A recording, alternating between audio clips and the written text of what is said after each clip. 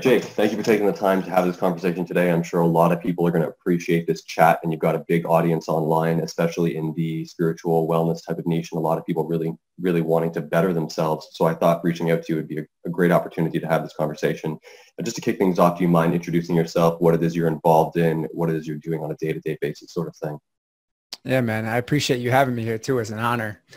You know, I grew up in a small farm town in upstate New York called Greenwich with more cows than people. And, you know, we didn't hear about things like spiritual healing and stuff like that. And yeah, I grew up with a lot of pain, man. I grew up in a very violent household. I'm sure we're going to get into this, but like a lot of your listeners, I experienced a lot of traumatic childhood memories that really kind of got locked in my system at a very young age. And I basically have devoted my life to my own healing so then I could actually turn around and help others heal as well. And just my pain that I experienced was the catalyst for my transformation and my healing. And when I was going through it, I had no idea why. It was like, I just felt like I was just going through hell and I thought it was never going to end.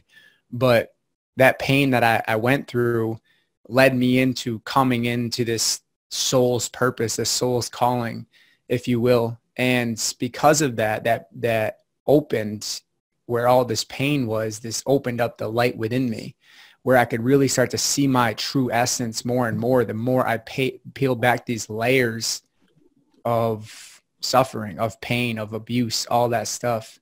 So my healing is what got me into doing what I do now and was really the catalyst for why I got into this type of work in the first place. Mm-hmm. So you were brought up, what was the main source of your pain or trauma during your upbringing that caused that for you? There's multiple sources, man. I mean, I wouldn't say there's just one, but we'll start with the easy ones. We'll go with the easy ones. If you want to call them easy, sure. The easy ones that stay with you for 20 years. Yeah, I guess. As a young boy in a small town, I had such a surplus amount of energy. Like, so much energy to the point where my mother would constantly threaten to send me away to misbehave school for boys, which was like a military school at the time. And I would be like, no, I'm not going to that shit. Like I was like, no, I'm not doing that. Like, I'd fight against her every single day. But I just always had so much energy. I could never focus. I could never sit down. Never did well in school. But then around 6 years old, I discovered this thing called sugar. And I became instantly addicted to sugar. It was like crack to me. And at one point, I was literally eating tubs of frosting out of the cabinets. My mom had to like hide all the sugar in the house. That's how bad this got. So because of my sugar addiction that was so lovely introduced to me, I really was overweight for a lot of my life, actually up until about 20 years old. So for the first 20 years of my life, I struggled with obesity. And there was a lot of bullying, a lot of shame and stuff like that going on in school.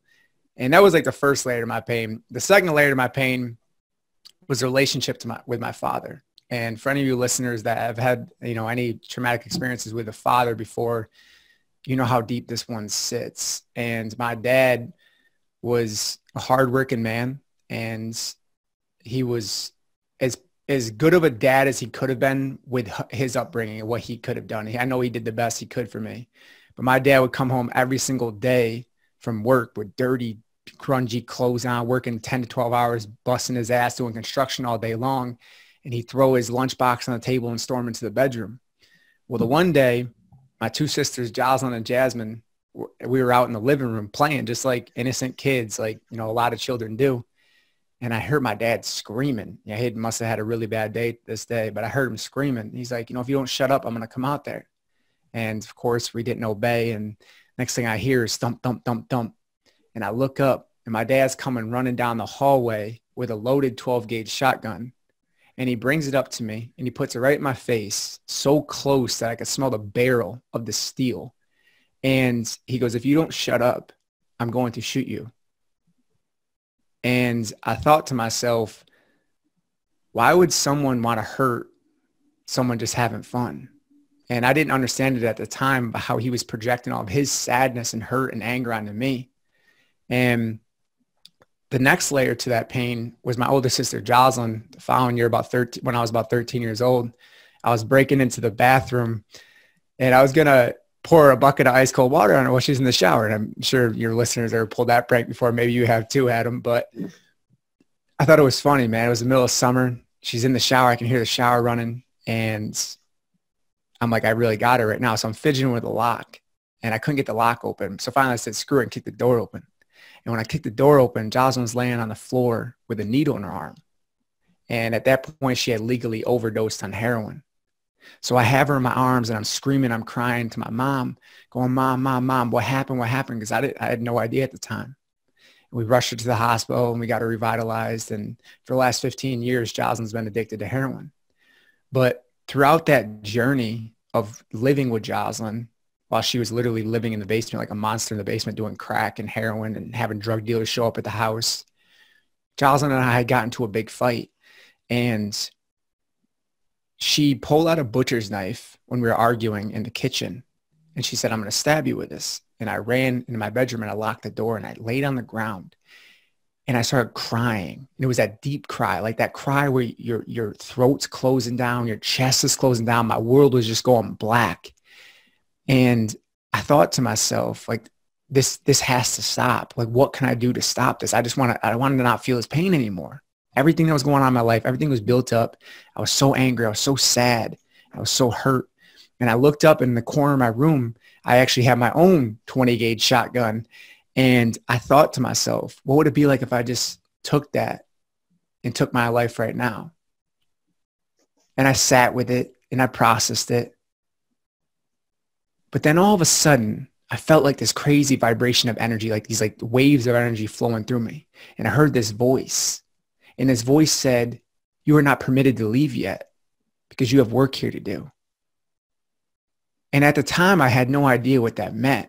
But fast forward about 8 or 9 years, I got to this realization in my life that I could continue to be a victim of my life and hope people felt bad for me, or I could choose to start taking responsibility and work on myself and start healing myself.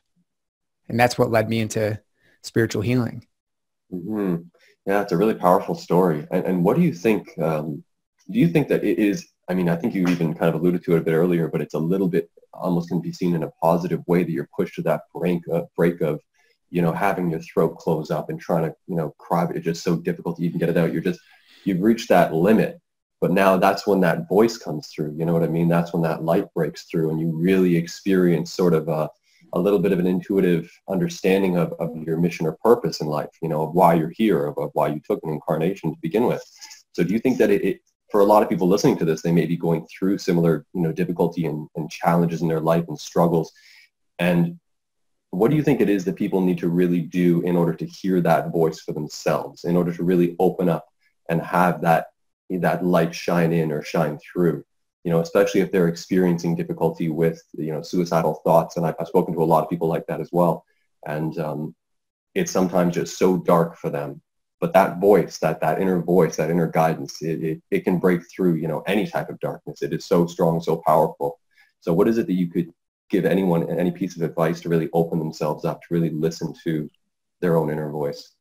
Such a great question. You know, I think that inner voice is always there. I think that we just do a really good job of distracting ourselves just enough so we can't hear it. We can't hear the wisdom from within because our mind is so loud and so cloudy. It's almost like, have you ever been driving at night and it was really foggy out and like you can't see like 10 feet in front of your car? Mm-hmm, mm-hmm. When we are asleep, when we are unconscious, that's what we live like. We're driving this car down the highway, but there's so much fog, we can't see more than 10 feet in front of us. So the more we practice stillness, and the more we practice meditation and mindfulness and releasing and healing these things that don't serve us, the more we kind of clean up that karmic residue and clear up the fog so we can see ourselves more clearly. We can see our true selves more clearly, and we can hear our true selves more clearly, because what most of us hear is the mind chatter, is the ego. It's not the true self. But the ego is so elusive, so good at playing games, that it puts these veils in front of us, in front of our true selves, so we can't see ourselves clearly. So we go through life not knowing who we are. We get into these relationships not knowing who we are. And we expect this other person to know who we are when we don't even know who we are.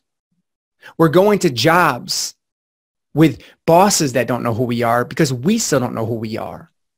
And we just kind of live in this very fogged out lifestyle. And I lived this for so long because I was angry.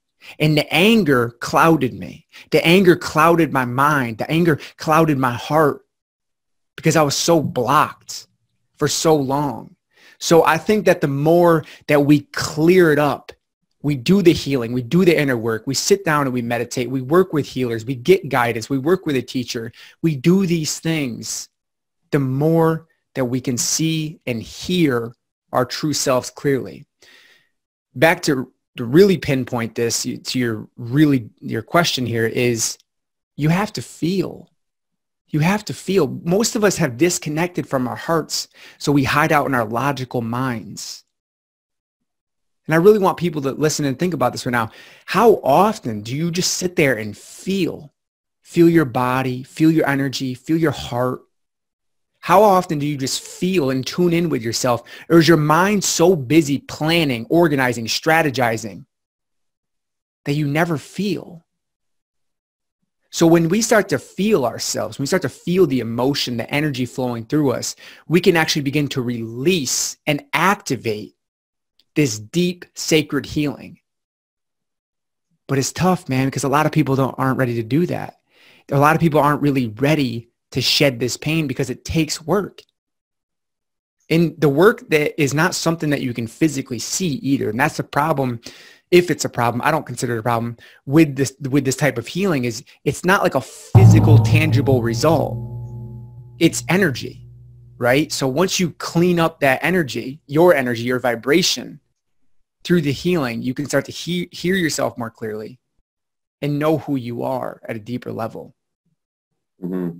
No, it makes sense. And what do you find that people are most caught up in from your experiences? I know you do some therapy work and some group work as well. So what do you find that's the main hang up that people have in their inability to release it, you know, whether it's they're holding on to anger or just past trauma and not really able to transmute that into more positive feelings and emotions?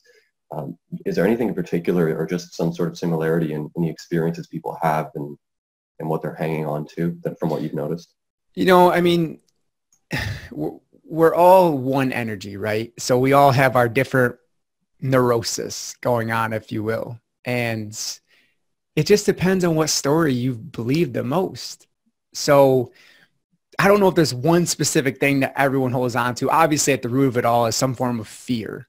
But it just really depends on what story you've believed the most, like who you believed the most growing up in your childhood, whether it was your father telling you weren't good enough, whether it was your mother shaming you or guilting you. You know, it really just depends on what story you hold on the most and which one you choose to believe the most. So if it's the anger, which is a big one for a lot of people, shame, guilt, abandonment is a big one for a lot of people because they didn't have that strong, present father figure in their life. So they felt abandoned. So then they attract these emotionally unavailable people because they're still emotionally unavailable themselves. I mean, there's so many different like pathways that we could take this down. But, you know, at the foundation of them, which because I hear a lot of them, shame, guilt, fear, anger, doubt, these type of things, they're stemming from this place of being programmed almost like with a faulty file. Like if your computer were to get a virus, it's almost like we've had like these viruses downloaded into our energetic system. And whatever your story is, you know, whatever your stuff is, whatever your neurosis is the one that you've held on to. And you know what it is too. You know exactly what it is because, and if you don't, start paying attention because the universe is going to send you vibrational matches. It's going to send you mirrors of the stuff that you need to heal internally. It will send you teachers of the stuff that you get to heal internally. Everything that shows up in your reality is a teacher if you choose to look at it like that. It's just a reflection of what you feel internally. So, for example, if you attract someone to you, maybe that they're very angry, they're only mirroring the anger that you have inside, right? In that moment. So instead of blaming that person, self-reflect and just say, oh, well, maybe I'm holding on to this anger because of how angry I was at my dad growing up or my mother and the lack of love that I received. And this is why inner child healing is so powerful, because when you go back and you connect to that little boy or little girl that you've been neglecting for so long, you can reconnect to your childlike innocence. Mm-hmm. Yeah, it is really about the inner child. Like that's the one that's so creative, open, willing to play, have these wonderful experiences. And then all of a sudden we become so rigid, closed off, just from the loads of stuff coming in over the years. And it is, I love your analogies, especially when it comes to the. Do you know why that is though? Why? You know why that is? Why we become so rigid? Because we live in such a masculine grid society. So the child is the feminine energy. It's playful. It's movement. It's flow. It's laughing. It's all everything emotion and feeling. That is all feminine energy. But with this grid, this locked down grid of masculine energy, all about building, achieving, succeeding, planning, strategizing, organizing, it's all mind stuff. The masculine is all logic and mind. We have repressed the vibrancy, the radiance of the feminine energy. So that's why we disconnect from our feminine heart, which we all have both masculine and feminine. It has nothing to do with your gender. We've disconnected from the feminine heart because this masculine energy has become too rigid. It's almost like if you had a bottle, you've put down the lid so tight, this bottle being the masculine energy. And inside of that is the purity of your feminine innocence. Okay. Most people can't get the lid off. So they can't access the vibration of love in their feminine heart. And it's very difficult because you have both energies, so you can use both energies. But we've neglected one of the energies, which has created an energetic imbalance within so many people around the world. Now, I want you to think about this. Our world has our planet has a north and south pole. If one of them were to go out of orbit, we'd fly out into space. Within you have a masculine and feminine pole. So when one of those goes out of orbit, guess what? You're flying out of space. Like it's the same concept. Mm-hmm. I find that for me, especially, again, I love your analogies. It's really well worded. The bottle, it almost feels like I do have this feminine type of open, loving, compassionate energy bottled up sometimes. And it's like, I need to remind myself, okay, let's just unscrew it, let it out a little bit, because it does get locked down so much. Mostly. Why do you feel like you're not able to fully express yourself? It's because it could be part of upbringing and everything else. I've sort of analyzed a lot of that. But then don't analyze it, because that's what got you in the trap in the first place. Yeah. Oh, I can feel into it. I think in large part it's my daily role, my daily job is very analytical. I'm in, a lot of business stuff. I've had businesses for, almost 20 years now, and numbers and, very logical based things. So it's almost like, I'm sure if I was to do spiritual work and healing and intuitive and therapy work all day long, I'd be a little bit more open and receptive to it all the time. But it's like, as soon as we hop off a call, I might have to deal with 5 clients with these issues and these developers and this and that. And it all just becomes very get things done, right? So I think it's just one of those things I need to just constantly have this awareness or this witness of, and then make sure that I do open up that bottle now and then, because it is resourceful and it is great to use, even when it comes to those tasks of managing people, because if you manage people strictly with this masculine energetic style, then it's going to crash and burn. There needs to be that balance even in how you manifest what you're doing throughout the day. And that's my experience. It's like sometimes if I sit back on a project, I did it just a few days ago. We have this major deadline for Friday to launch this thing for some company. And it's like, I stepped back on it and I just was able to come to this realization of a certain direction we should go that I know allows us to hit this deadline. Whereas if I would just hammer away at it, with logic, the project wouldn't have probably made the deadline that's going to be this Friday. So we would have had some issues. But I think that's part of the thing is this my role, professional role, kind of brings me back into that state of being. But I think over the years in having this podcast and having these conversations, that's part of my practice in opening up. And and that's that balance for me. Because prior to that, you know, going back many years, I had no understanding of spirituality whatsoever. If we were to go back, you know, maybe 8 years, anything, even the word God was probably triggering for me back then. So, you know, it's been a work in progress anyways. Yeah, these conversations are definitely helpful for me. So do me a favor. Do me a favor. Do me a favor right now. Yeah. I want to, then your listeners can do this as well. Sure. Just go ahead and breathe out and continue to breathe out until I tell you to stop. Just keep pushing out. Don't breathe back in. Just go ahead and do it. Okay. Go ahead. Push out. Breathe. Keep breathing. Push out. Push out. Push out. I think I'm all empty right now. Yeah. The masculine energy is giving. Okay. So if you never take the time to breathe back in, then you're never receiving the radiance and the love of life. It's a 50-50 balance. And if you're not doing that, you're going to start to feel very tense, very heady, very rigid, very stressed. Your body may even develop pains. And now imagine being a woman with a feminine core and having this much masculine energy. You probably have more of a masculine energy. So it's more natural to you, but yet even someone like I have a masculine core, and when I'm in my masculine energy all day long, building and succeeding and striving and all these planning and goal-oriented stuff, I have to take time from it and move my body, breathe, get away from it, go into nature. I have to do these things daily or else I become pretty much like useless because I'm like almost like, it's like I'm almost like in this gray like life. Like imagine if you walked outside right now and everything was just gray. There was no people, nothing. Everything you saw was gray. Mm-hmm. And that's the world that so many people live in, is just everything is neutral. Everything is gray because the masculine energy is all about death. It's everything bringing it to an end. Okay.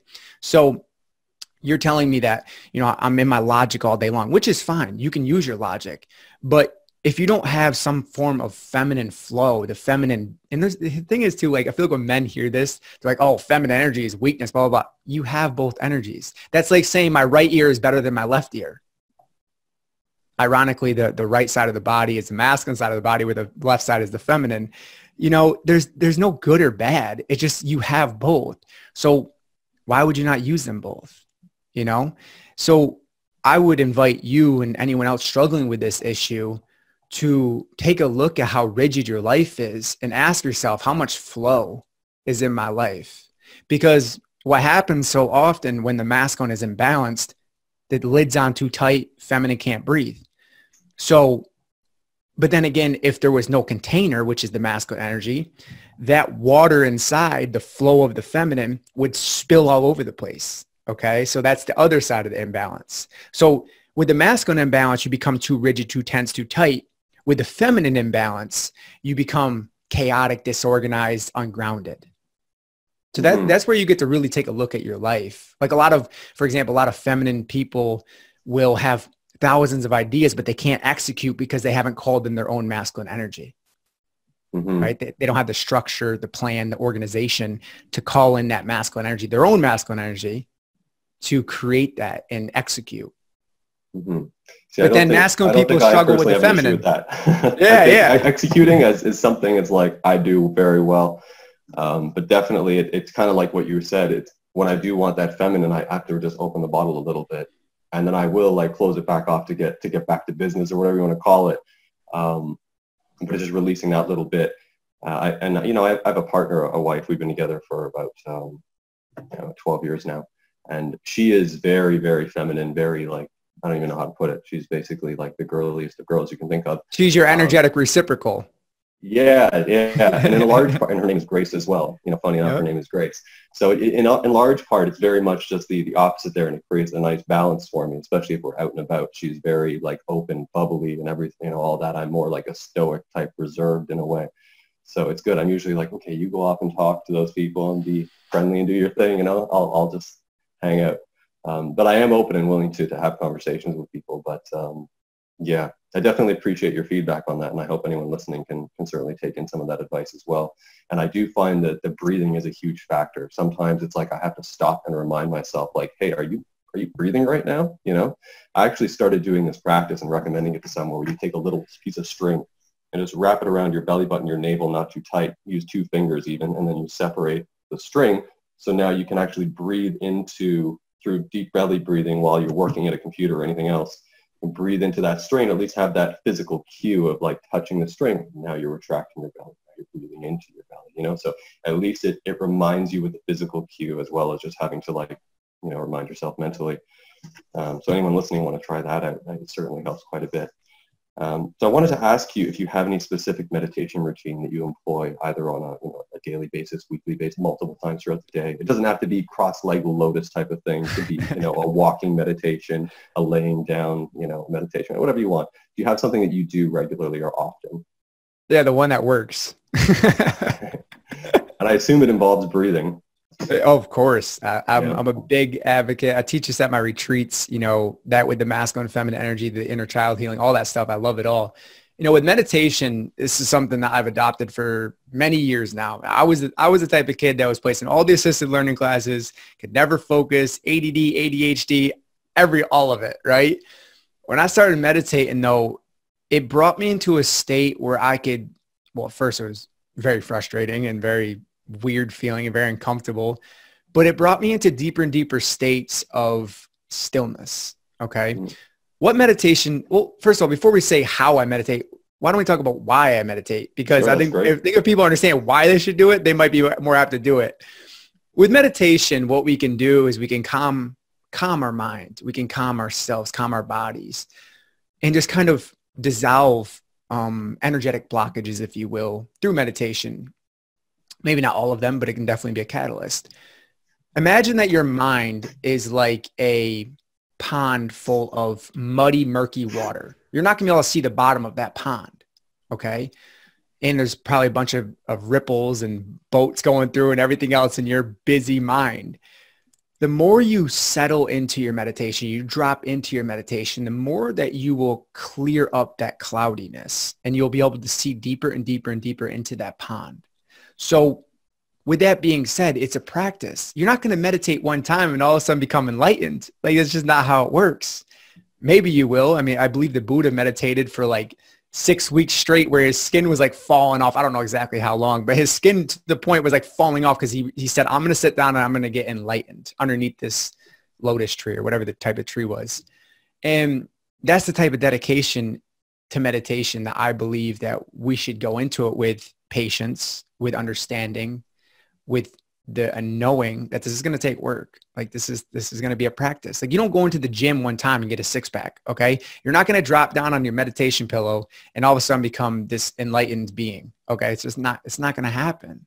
So go into it with an understanding of why you should adopt a meditation practice and knowing that it's going to take years probably for you to really start to really settle into it. Maybe shorter, maybe months, to really settle into that meditation where you feel good, like you can do it. So if you have really bad back problems, you can lay down into it, but try sitting up with a straight spine. Okay. So this is more getting into the how now. Try sitting up more with a straight spine. Okay. When we have the straight spine, the energy can flow up and down the chakra system. Our chakras, the 7 chakras, if you don't know the chakra system, and basically 7 energy centers in the body. But the energy allows it to flow up and down more freely when the spine is straight. So if you're laying down, make sure your spine is straight and try not to fall asleep if you lay down. But sitting up obviously works best. And sitting in a chair is an option. I would say the best form that I've found is actually sitting on the ground. Okay. Now I can show you, I actually have my meditation pillow right here. This meditation pillow, where's the brand here? This one, I got this on Amazon. It was like $30 on Amazon. It's made with buckwheat. Okay. I love that meditation pillow. I am not very flexible in my hips. So me cross-legged on a meditation pillow is not going to work. What I learned with studying with Buddhist monks is on my knees and sitting on the pillow. It's much more comfortable and I can sit up straight with my spine and it allows me to really drop into this meditation deeper. Another thing too is have a space in your house where you can actually meditate at. Like I have a puja table is what it's called. I have a puja table set up, with pictures and or whatever else, candles and crystals, whatever you want at your puja table. But have a space in your house where you basically say, this is where I meditate. Okay.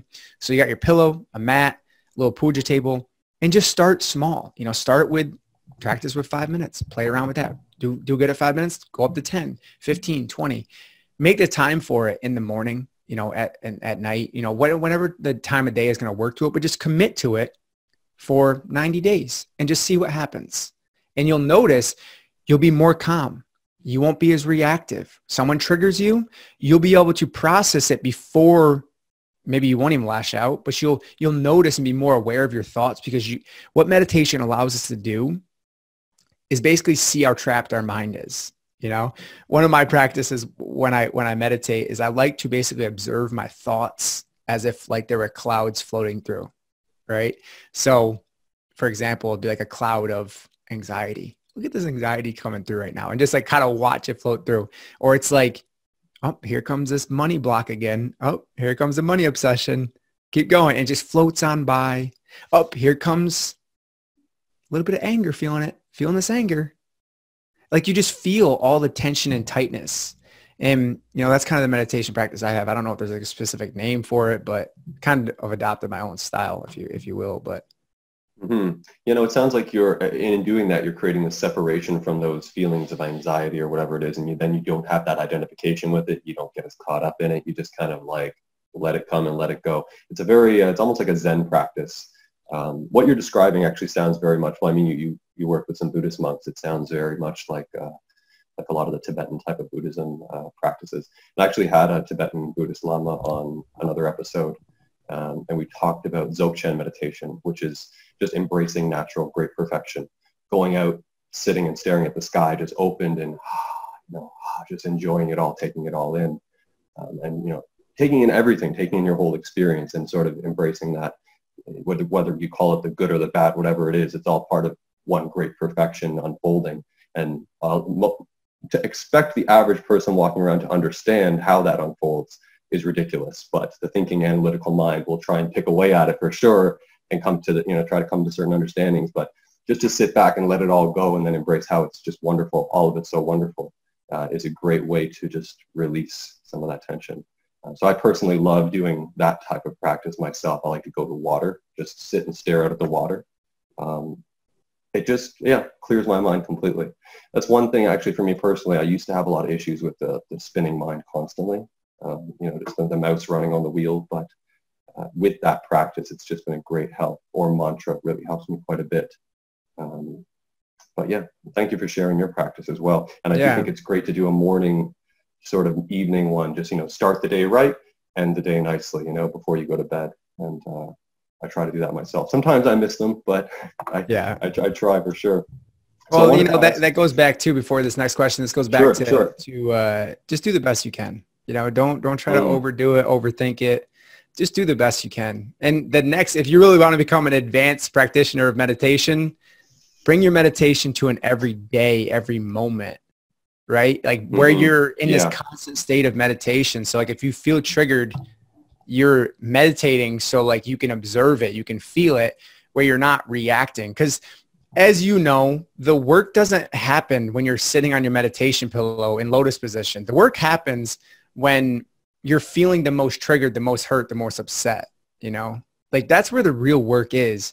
And there's this great story of this yogi who was like, I'm going to master meditation. I'm going to become enlightened. So he moved into the Himalayan mountains. He moved into a cave and he meditated every day for like 12 hours a day, ate like a grain of rice every single day. And he was there for many years. And one day he's like, I'm going to take a trip down to the village. And he walked down to the village and some stranger passing by bumped into him and he turned around and he punched him in the face. Yeah. So that's where the work is, man. It's like, you can read all the books, you can listen to all the podcasts, you can meditate all day long. If you don't apply what you're learning, it's useless. It's kind of like whenever I'm driving and I'm with my wife and driving is a huge trigger for me. We came up with this, we should have a mindfulness jar on the front of the vehicle, and I can just throw change into it every time I swear while I'm driving. So that was one of the main reasons I got out of the city of Toronto, was because everything was just so triggering for me after a certain point. And I understand the practice. Actually, there's, I think it's Mirabai Bush or something. She's a spiritual practitioner, and she puts herself right in the middle of New York City, and that's part of her practice, to take the subway every day and try to be mindful as she's going about her daily routine. So I think that someone that's able to do that, kudos to them, because I had to tap out after a few years. I was like, okay, too many people, too much, cluster. And I don't think I'm going to move to a mountain per se, but I certainly have moved slightly out of the city, and that's helped me quite a bit. More nature, less people. So I do want to get into the next question I have for you, which is, have you had any psychedelic experiences you'd like to share over the years? None whatsoever? No, I'm not really, me personally with like psychedelics, everybody has their thing, right? It's just, to me, people I've observed, people really get hooked on that stuff. Mm-hmm. I think with my sister's drug addiction, mm-hmm.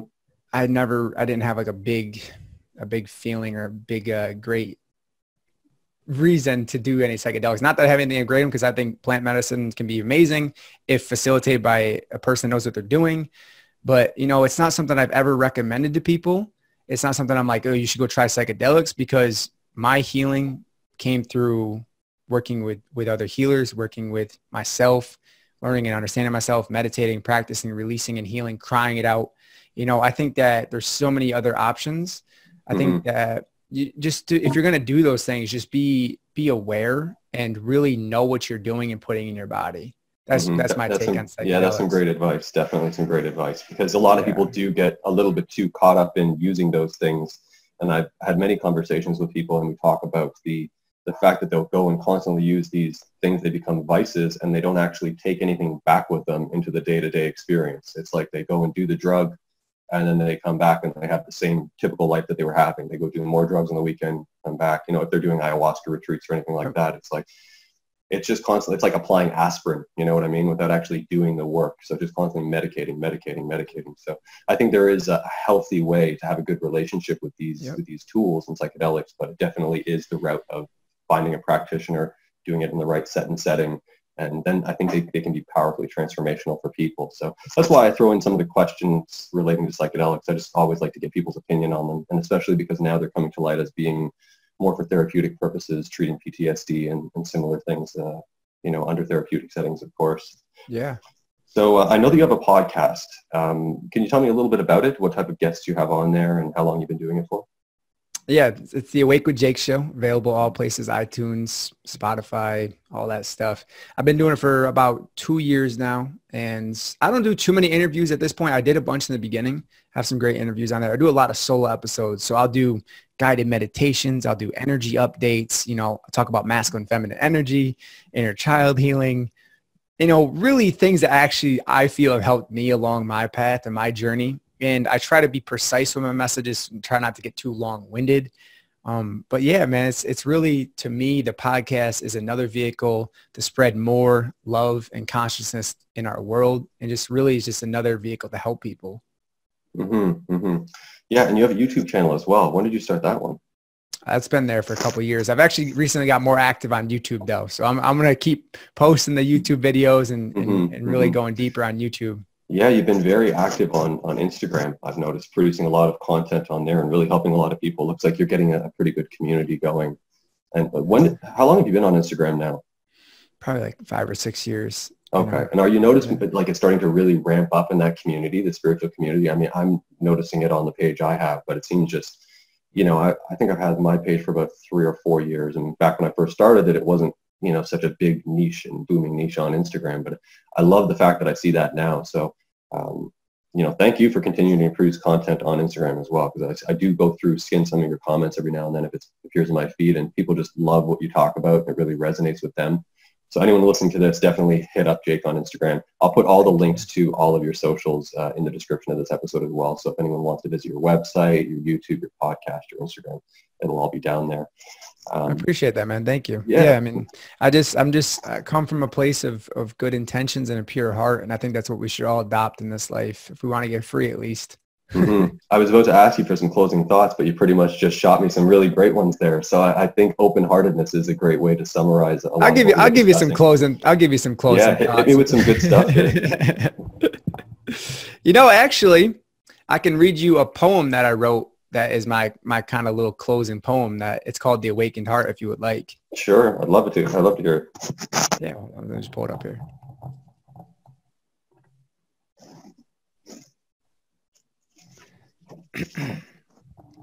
So the name of this poem is called The Awakened Heart.